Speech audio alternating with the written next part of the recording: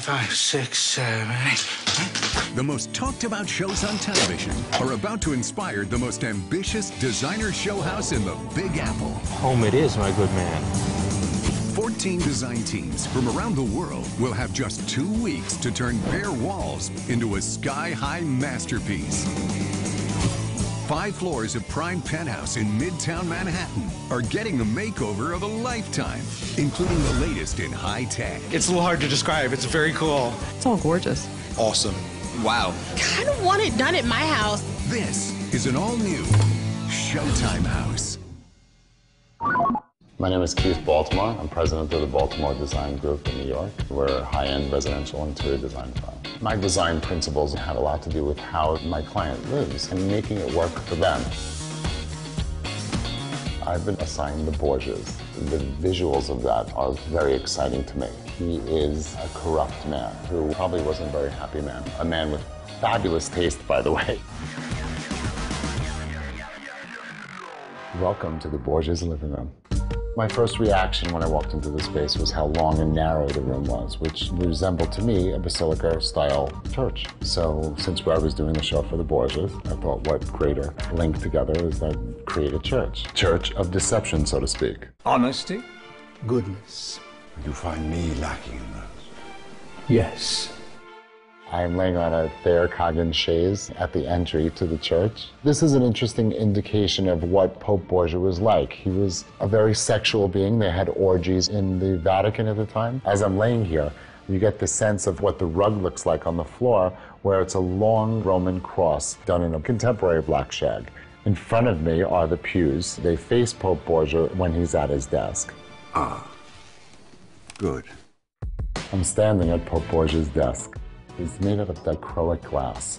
Dichroic glass is a film that's placed underneath the glass, and so as you move around the table, it changes color. It was made by Brian Walls. Brian Walls has a tremendous understanding of the aesthetic. As you could tell, the desk, the one-way mirrors, the visuals are so strong, and the way he acid washed stuff, nobody else can really do that.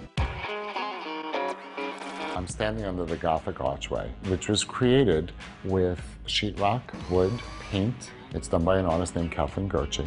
What it did was create a tremendous, deep, rich, very thick arch that would conjure up Italian Renaissance. We are at the column, done by Moon Maida. There's a lot of different images that are going on here. There's the Borgia crest, Pope Borgia in the center, Cesare, his son, to the right of him, and his daughter to the left of him.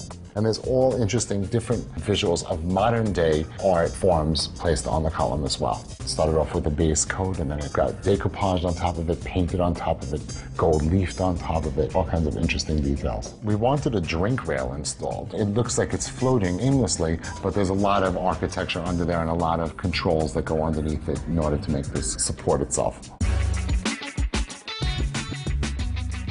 This is kind of the back office where Rodrigo would be sitting. So what I did was I took some altar chairs that I found at auction years ago, and I had them redone to feel more indicative of the time period. I also was at a client's home and saw an original painting on wood, which is called the Annunciation. The wallpaper behind here is from Clarence House. It's very scratchy, almost like sandpaper. You do not want to touch it.